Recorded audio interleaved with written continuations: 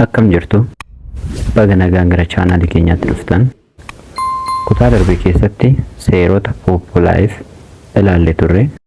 Kutaa kana keessatti ammoo karaalee Poppo Live irraa hojii hojjechuun danda'amu kan ilaallu ta'a. Kutaalee darban keessatti pilaatfoormii kanarratti karaaleen hojii hojjennee maallaqa argachuu dandeenyu hedduu akka ta'an haga danda'ame ibsuuf yaalaan ture. Pilaatfoormii kanarratti egaa karaan maallaqa hojjechuun danda'amu koinoota walitti qabuudhaanidha. Karaaleen koinoota kana walitti qabnu hedduutu jiru jechuudha. Isaan keessaa tokko Treasure Box kan jedhamudha.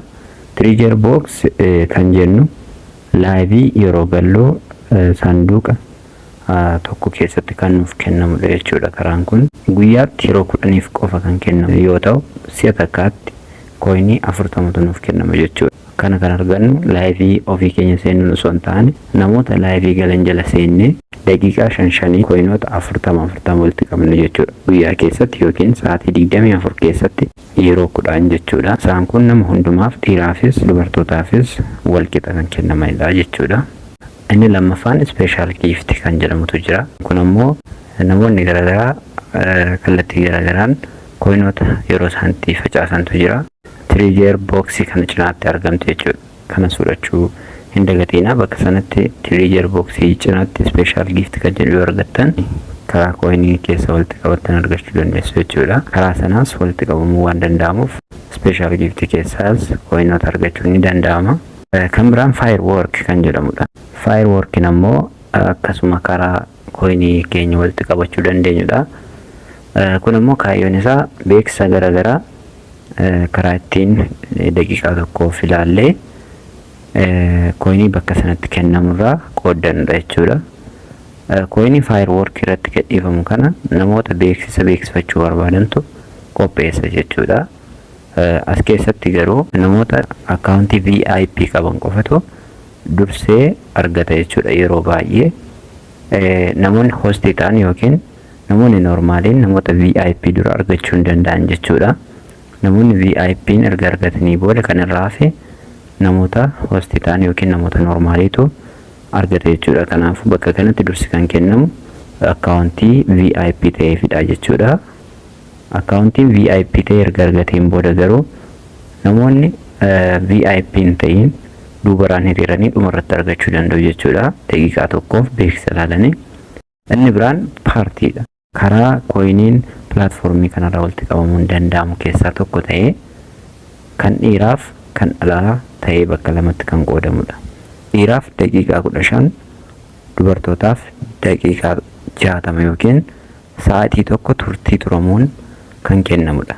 Akkuma turtiin isaanii dheeraa ta'e kan dubartootaa dhiira caalaa koinii kan argatan yoo ta'an, dhiironni garuu akkuma daqiiqaan isaanii gabaabaa ta'e koinii muraasa argatu jechuudha. Kunis dhiirri daqiiqaa 15 qofa paartii seenuun koinoota 200 kan argatu yoo ta'u, dubartoonni immoo paartii irra sa'aatii tokko taa'uun hanga koinii 800 argatu jechuudha. Dubartootaaf paartiin kun guyyaatti yeroo 2 kan kennu yookaan sa'aatii 24 keessatti yeroo 2 kennuu ni danda'a jechuudha. Sa'aatii tokko keessatti koinoota 800 jechuudha. Kana bakka kanatti dubartoonni dhiirota caalaa baay'ee fayyadamoodha. Inni taanu giiftiidha jechuudha. Special giiftii kan amma dura dubbadhe osoo hin taane giiftii normaalii. Akkuma TikTok irratti argitan namoonni kennaa garaagaraa koinoota garaagaraa kan waliif kennan fakkeenyaaf habaaboo, leencaa, konkolaataa kan akkasii jechuudha. Kunillee bifa nama ajaa'ibuun giiftiiwwan hedduu qaba jechuudha. Koinoota 500 irraa kaasee isaa ol hanga namni tokko isiniif kennuu barbaadetti isiniif qopheessere jechuudha. Karaa kanaas koinoota walitti qabachuun ni danda'ama. Inni kan biraan geemiidha. Geemii garaagaraatu jira. Namoonni geemii taphachuu dandeessan geemii taphatanii koinii hedduu walitti qabachuu dandeessu. Inni kan biraan gaambiliingii jedhama. Gaambiliingiin ammoo akka qumaaraati jechuudha. Qumaara namni kamiyyuu nan nyaadha yookiin nan nyaatama jedhee kan taphatu namoonni carraa qabdan kana yaaluu dandeessu. Garuu kunis isiniinis nyaachuu waan danda'uuf rikomaand isiniin godhu jechuudha. Namoonni ofitti murteessan garuu akkasumas faayidaa argachuu dandeessu jechuudha yoo carraa argattan. Isa kanas walumaa galatti carraan isaa kan jiru ta'uu isinitti himuu barbaadeeni Karaan inni kan biraan riiferaaliidha jechuudha.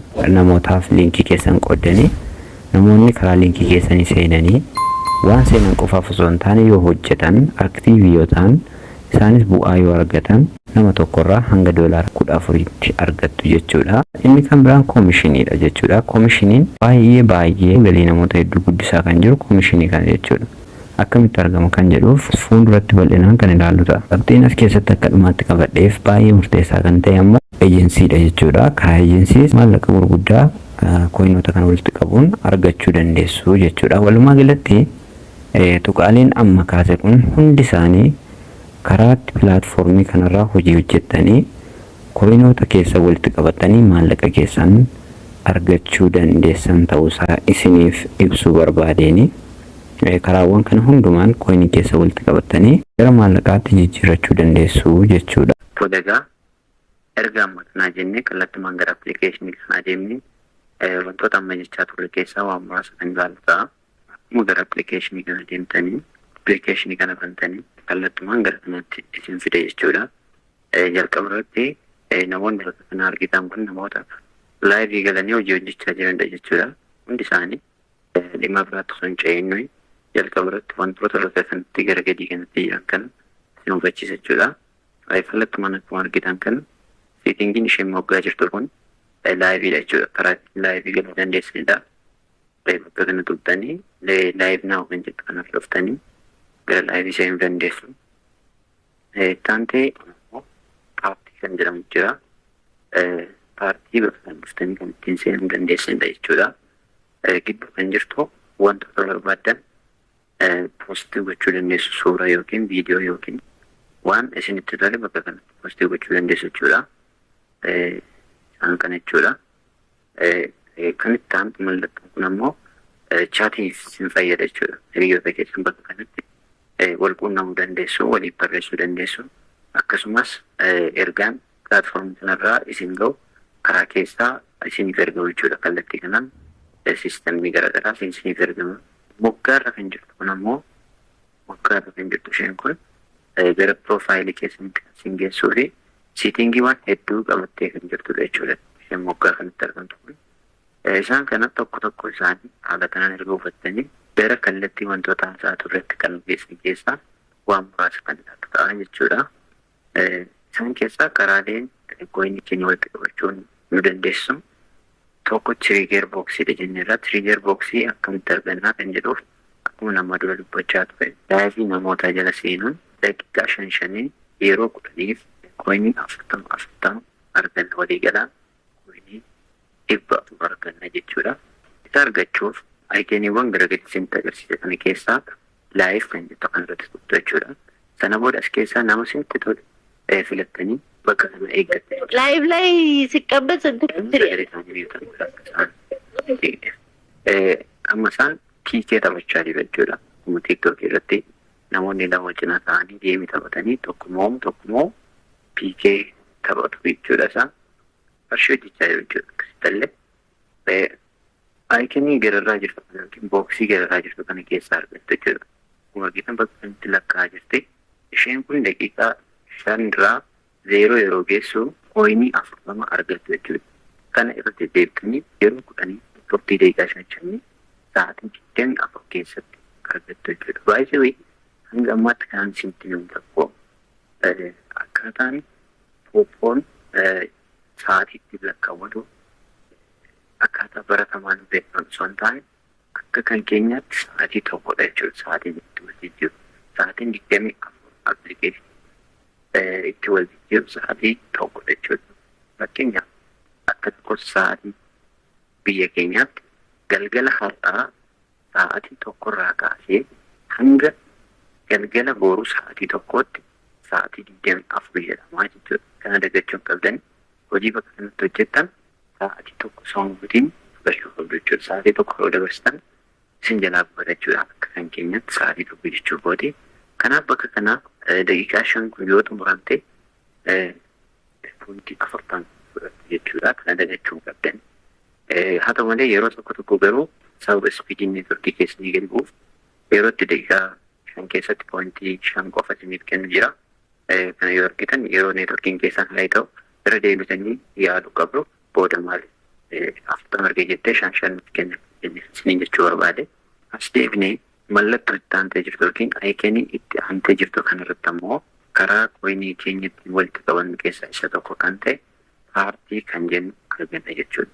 Asirratti wanti isin hubachuu qabdan paartiin kun namoota eejentiidhaan hostootaaf barcuma kenna jechuudha. Barcumoonni bakka kanatti argaman barcumoota gosa lamatu jiru. Isaan kan sirriitti hubachuu qabu. Barcumoonni gosti lamaan kun barcuma dhiiraaf barcuma dhalaati. Viidiyoo kutaa darbee keessatti dubartoonni dhiirota caalaa poointii akka isaan argatan isiniif kaaseen ture. Bakki itti dubartoonni dhiirota caalaa poointii argatan kun inni tokko isa kana jechuudha. Haa ta'u malee kan dubartootaa sa'aatii tokko keessatti poointii 800 yoo ta'u, kan dhiirotaa immoo daqiiqaa 15 keessatti poointii 200 ta'uusaa kutaa darbee keessatti ilaaleerra. Warri viidiyoo sana ilaalee deebitanii ilaaluu dandeessu. Haa ta'u malee egaa turtii kana keessatti yookiin garaagarummaa dubartootaa fi dhiirotaa kana keessatti barcumaan kan adda baafamee fi dhiironni barcuma irra taa'an qabu, dubartoonni barcuma irra taa'an qabu jechuudha. Dubartoonni koinii 800 sa'aatii tokko turanii yoo xiqqaate yeroo lamaaf koinii 1000 kan isaan argachuu danda'an barcuma dubartii qofarra yoo taa'uu danda'an qofa. Kana dubartoonni sirriitti hubachuu qabu jechuudha. Kanaaf barcuma dhiiraa irra teessanii yeroo keessan amma kanaaf bitanii faayidaa argachuu qabdan osoo argatanii haftu jechuudha.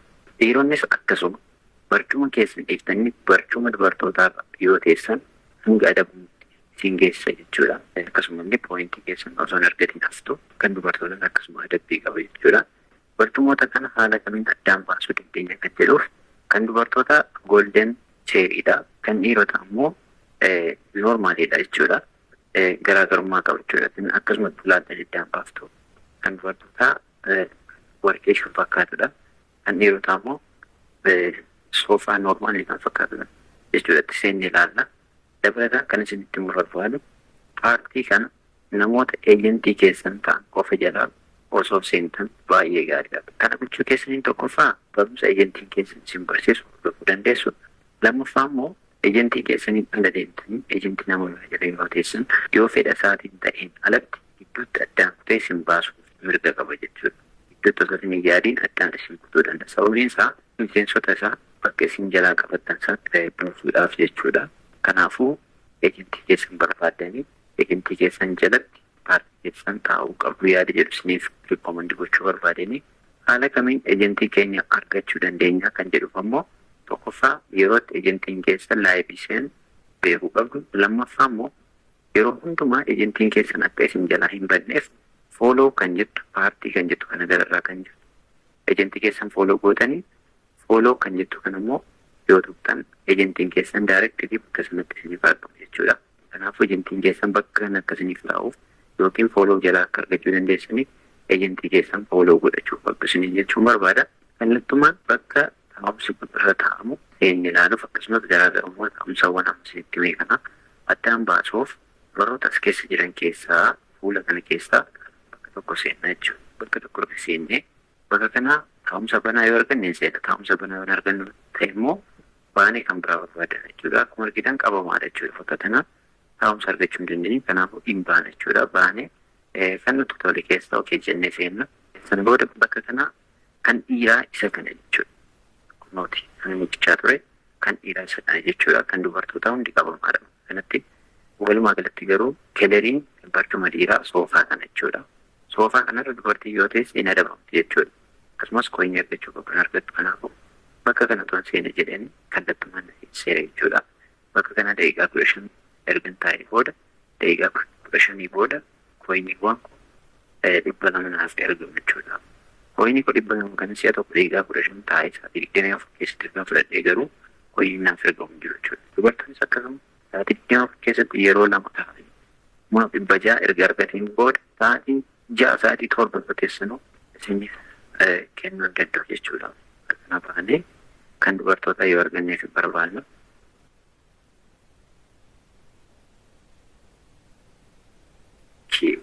kunooti bakka kana jira jechuudha. Kan dhiirotaa cinaatti kan argamu barcuma warqee fakkaatu jechuudha. Kan dubartoota isin dubartoonni bakka kana taa'uu qabdu. Ani seenee isin agarsiisuu hin danda'u jechuudha. Sababiin isaa akkaawuntii dhiiraa qabadde waan hin jiruuf na adabuu danda'u jechuudha. Kanaafuu garaagarummaa paartii irratti barcuma dhiiraa kutaa jiru jiru fakkaataa kan sirriitti beekuu qabdu jechuudha. Karaan kan biraan koinii keenya walitti qabachuu dandeenyu giiftiidha jenneerra. Giiftiin ammoo mallattoo garagalii kaartuu gajjatu kanaan kennamuu danda'a jechuudha. As keessa nama kennuufii barbaadan gadi qabdanii yookiin ammoo jalqaba irratti mallattoo giiftii kanaa qabdanii giiftii barbaadan kennuu dandeessu jechuudha. Kunoo jalqaba irratti nama siin kennuufii barbaadan gararraa akkasii bita. Bakka sanarra qabdanii giiftiiwwan bakka kanarra jiraatan hunda isaanii hanga namichaaf kennuu barbaadan kennuu dandeessu jechuudha. Kan biraan asuma kan laalu laakii books kan jettu kanadha jechuudha.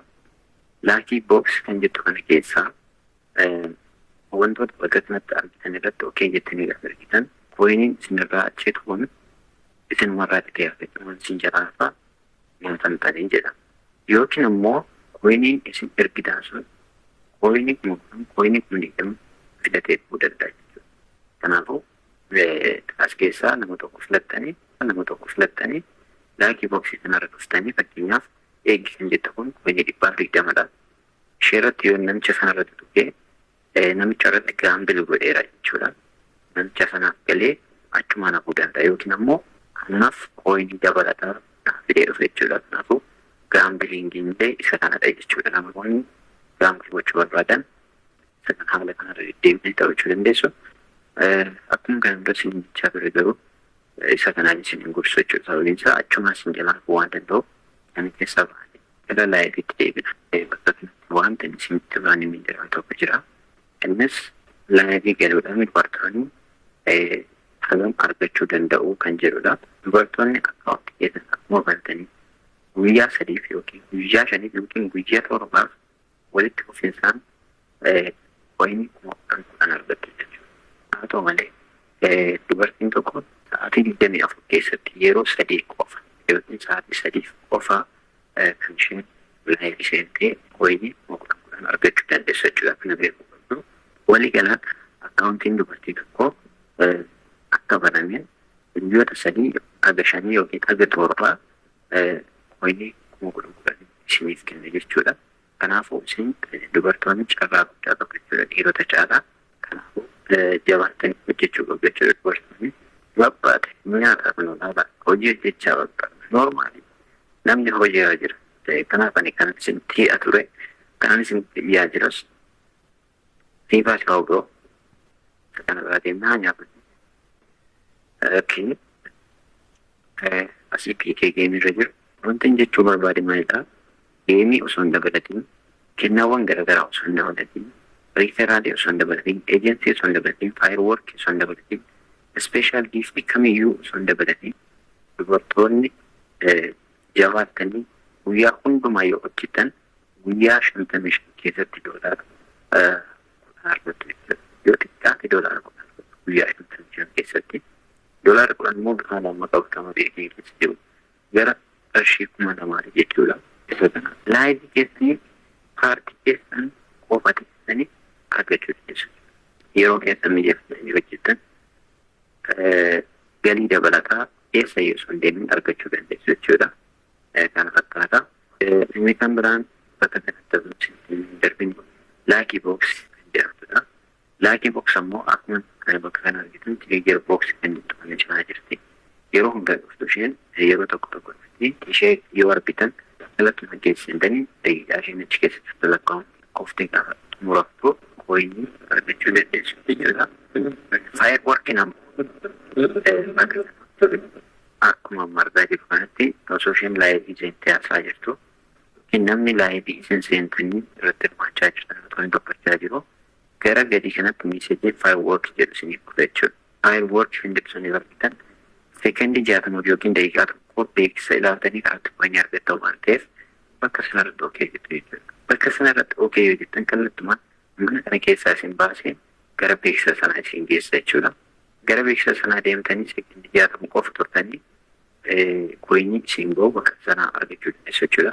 As keessatti wanti hubatamu qabu laakii booksii faayiirwoorkiin akka tasaatiin isaan dhufanii yookiin dhaabbataan jechuudha.